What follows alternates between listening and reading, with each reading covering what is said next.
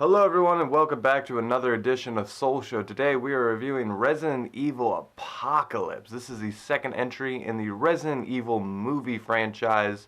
I don't know what procured me to watch all these films back to back like this, but I decided to. And Apocalypse is, I don't want to say, like, these are all like the same level of quality films.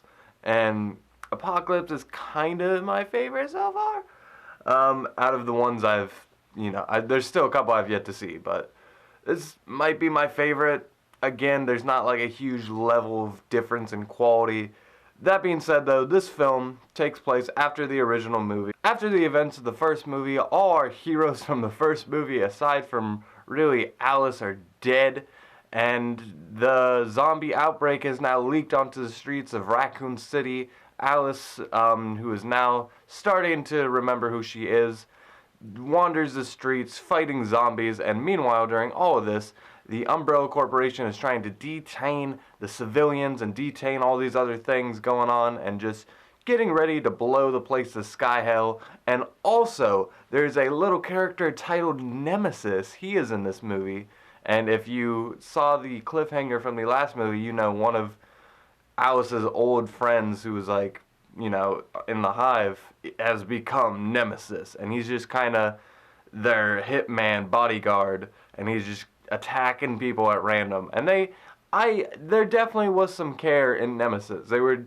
probably not doing him justice, but they definitely were trying to make him seem badass. But all your other Resident Evil shenanigans are in this film. We got characters, getting bit and then just dying off before that even reaches its conclusion. Characters you don't care about just dying left and right, and before you can even latch on to their personalities, they're gone.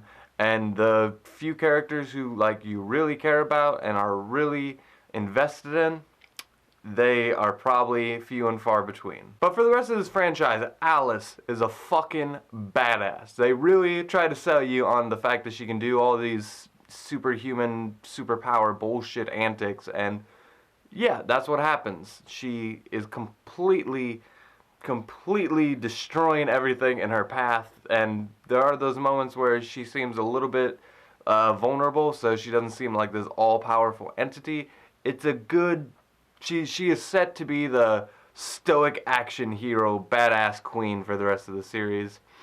Not a whole lot of depths to her other emotions though. She's pretty faceless. As far as all the other characters who are considered main characters, it's not that big. We have Jill Valentine making an appearance, and she is treated like a badass. They definitely have care for anyone with a video game name.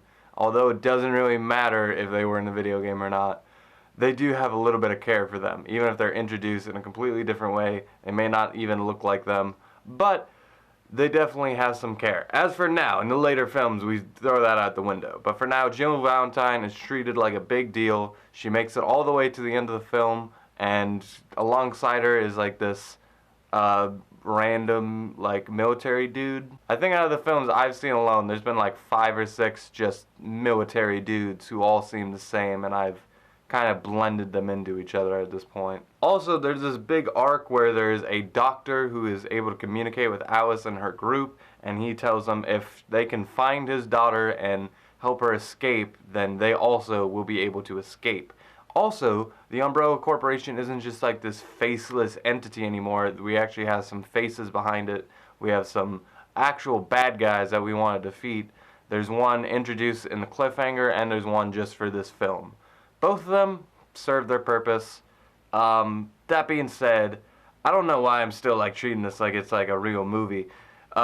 This is a cheese fest. All the sci-fi cheese that was in the last film has been replaced with action cheese, and for some reason action cheese is a little bit more forgivable for me. There's definitely a little bit of effort being put into choreography and certain things. It's not just an explosion fest. Those are my least favorite kind of action movie cheese antics, but this one, it's zombies, it's a lot of guns and shooting, it's a lot of slow motion effects, all the shit you could expect and it is not apologetic about it in the slightest. I will say this movie kind of sets the tone for the rest of the films. The third movie kind of introduces like the way the rest of the movies are gonna look. Like that's when like the technology like in 2007 was kind of there to kind of make everything 100% CGI.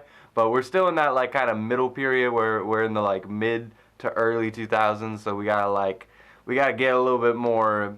We got a different style going on here. And whereas the first film had like a really like computerized look, like this film is more nitty gritty, and the rest of the films are just gonna be your CGI fests. But if you've seen any of these movies, you probably know if you're into them or not. I am not into them.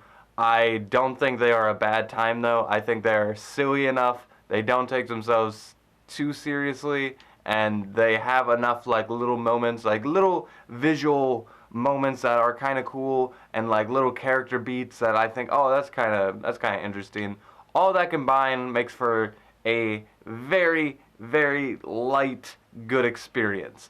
And if you watch these out of order, like I'm going to say this a couple times throughout the reviews, these films came out over a span of 14 years. There's 6 movies in 14 years. You probably didn't remember anything that was going on. And I remember when I watched these films, I had no idea what was going on. But now that I'm rewatching them like back to back, I'm seeing, oh, okay, there is like an actual coherent story. It's not that hard to follow.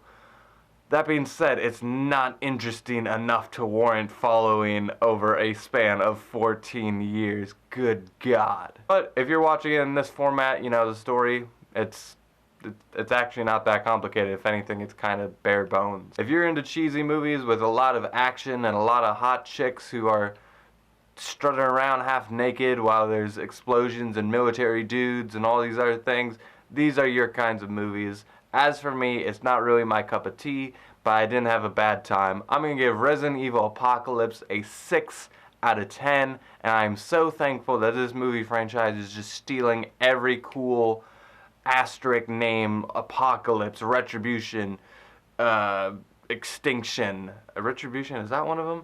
I don't even know at this point. They're just stealing cool words for the video games, so they can't use them anymore. So they gotta use shitty words like degeneration. Anyway, that's what I thought of the second Resident Evil movie. I'm gonna keep on my reviews, so let me know what you guys think of these movies down below. And until next time, with that, I leave you.